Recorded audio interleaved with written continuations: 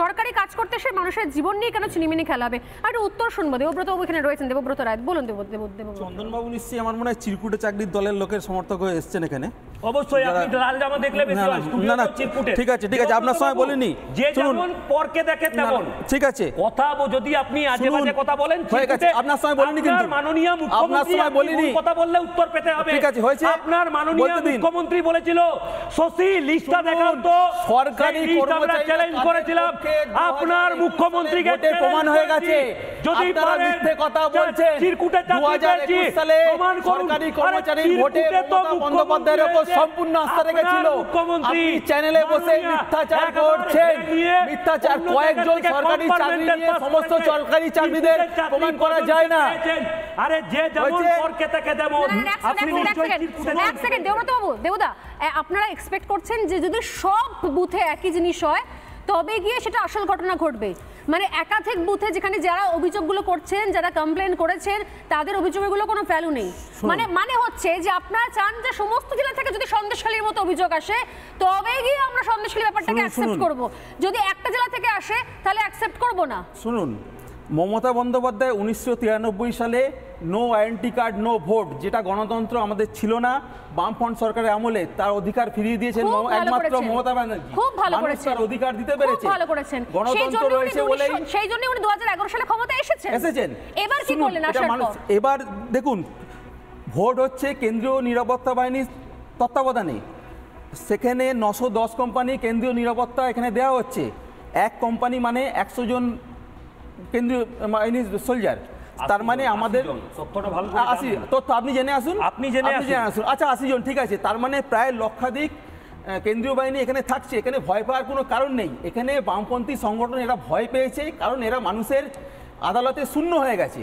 সেই শূন্যতা থেকে সরকারি কর্মচারী আমি বামপন্থী বলে ভুল করছে, সেই শূন্যতাটাকে আপনাকে বলিনি, আপনি কেন করছেন? লাল জামা পরে আছেন বলে কি রক্তটা সবুজ? আপনার রক্তটা সবুজ নাকি? আপনার রক্তটা সবুজ? আপনি কি পঞ্চায়েত ভোটের সময় আপনি কি অন্য রাজ্যে ছিলেন? শুনুন না, পঞ্চায়েত ভোটের সময় আপনি কি গুজরাট বা উত্তরপ্রদেশে ছিলেন? শুনুন, আমার গুজরাট উত্তরপ্রদেশে আমাদের ভারত ভ্রমণ কেন করতে হয়? নাকি বিদেশে ছিলেন? বিজেপি লন্ডনে ছিলেন, থাইল্যান্ডে ছিলেন, আমেরিকায় ছিলেন, কোথায় ছিলেন দাদা? পঞ্চায়েত ভোটের সময় কোথায় ছিলেন? ক্ষমতায় রয়েছে সেখানে পঞ্চায়েত ভোটের সময় কোথায় ছিলেন?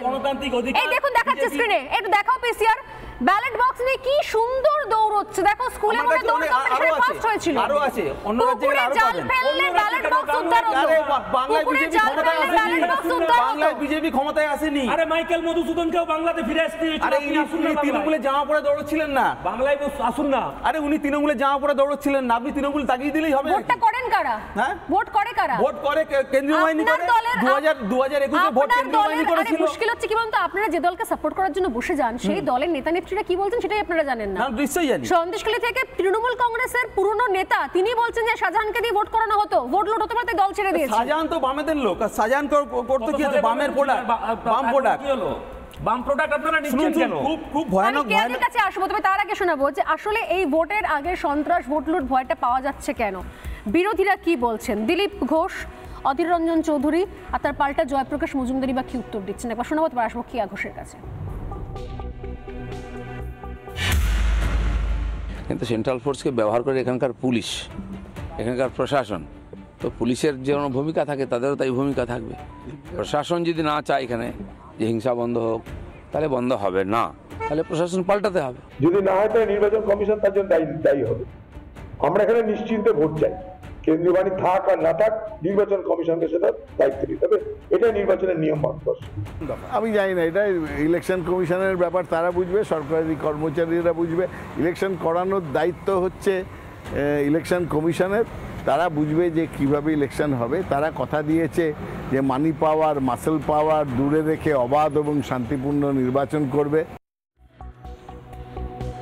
আমি কেয়াদের কাছে আসলে একটা জিনিস শোনাবো যে এই মানি পাওয়ার, মাসেল পাওয়ারের দিকে যাই হোক না কেন, আসল হচ্ছে আলটিমেটলি মানুষ ভোট দিতে পারবেন কিনা। এবং সেই জায়গা থেকে সব থেকে বড় বিষয় হচ্ছে যে এত কথা এখন আসছে কোত্থেকে আসছে, কারণ এই যে আমি কিছুক্ষণ আগে বললাম যে ভোট নিয়ে, চুরি নিয়ে, যে কোনো জায়গায় চাকরি চুরি হোক বা ভোট চুরি হোক বা বালি চুরি হোক, রেশন চুরি হোক, চুরি নিয়ে প্রশ্ন করলেই মুখ্যমন্ত্রী আজকে, বাকি এতদিন পর্যন্ত কেয়াদি আমরা দেখতাম যে অন্য নেতারা, বড় মেজর সেজর অন্যান্য নেতারা তারা ভারত ভ্রমণে বেরিয়ে যেতেন। আজকে দেখতে পাওয়া যাচ্ছে মুখ্যমন্ত্রী মমতা বন্দ্যোপাধ্যায় তিনিও ভারত ভ্রমণে বেরিয়ে গেলেন।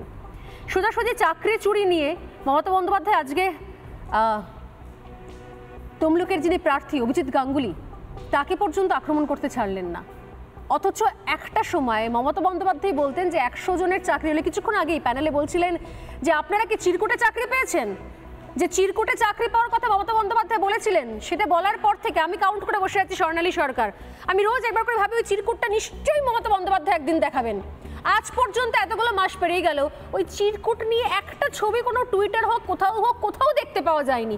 শুধু মুখে শুনতে পেয়েছি চিরকুটের চাকরির নাকি তালিকা রয়েছে। যিনি প্রকাশ্য মঞ্চে বলেছেন যে 100 জনের মধ্যে 2-1 জন নিজের লোক চাকরি পাবে, অতএব চোর চুরি করবে তাতে সমস্যা হয় না, যদি চোর ধরা পড়ে তখন সমস্যা হয়। আর ধরা পড়ছে বলে, তদন্ত হচ্ছে বলে তো এত বেশি গাজুয়ারি বাড়ছে, এত বেশি আতঙ্ক বাড়ছে। আমি কেয়াদের কাছে আসার আগে এই চুরি প্রসঙ্গে বলছিলাম যে কেন ভোট লুটতে হয়।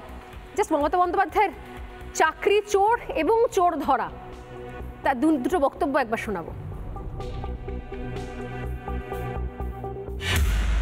কোন চাকরি ক্ষেত্রে আপনি আমাকে বলুন তো?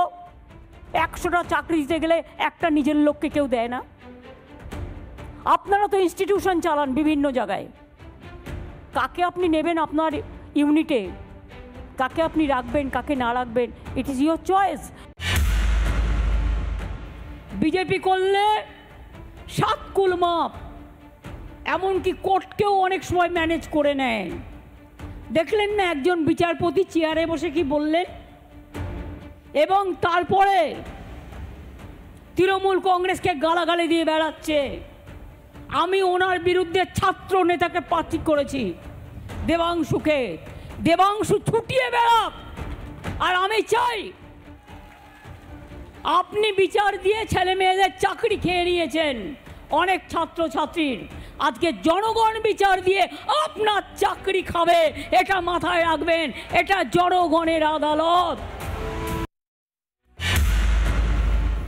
মমতা বন্দ্যোপাধ্যায় যেটা লুকিয়ে যাচ্ছেন সেটা হচ্ছে ওনারা অনেক অযোগ্য লোককে চাকরি দিয়েছিলেন যোগ্য লোকেদের বাদ দিয়ে, এবং চাকরি দেওয়াটা এমনি দেননি, চাকরি বিক্রি করেছিলেন।